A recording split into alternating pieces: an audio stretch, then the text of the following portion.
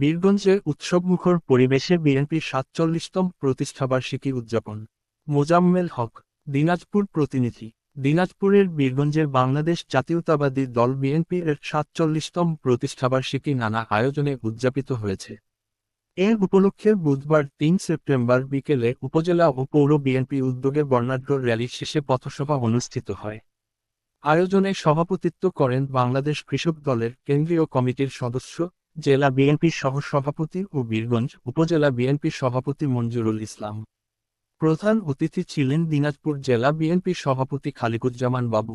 বিশেষ অতিথি হিসেবে উপস্থিত ছিলেন জেলা বিএনপি প্রবাসী ও কল্যাণ বিষয়ক সম্পাদক ও পৌর বিএনপির সভাপতি আমিরুল বাহার এবং জেলা বিএনপি উপদেষ্টা ও পৌর বিএনপির সহ সাধারণ সম্পাদক নাসিরুল ইসলাম চৌধুরী সেনা।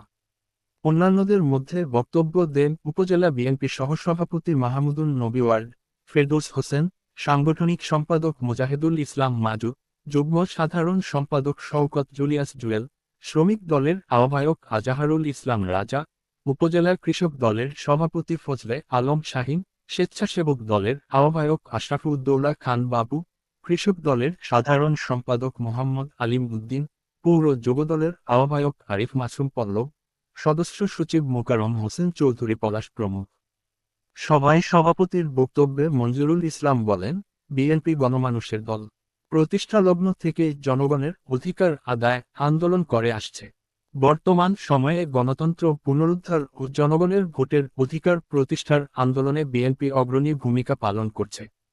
দেশের স্বাধীনতা, সার্বভৌমত্ব ও মানুষের অধিকার রক্ষায় নেতাকর্মীদের ঐক্যবদ্ধ হয়ে কাজ করতে হবে।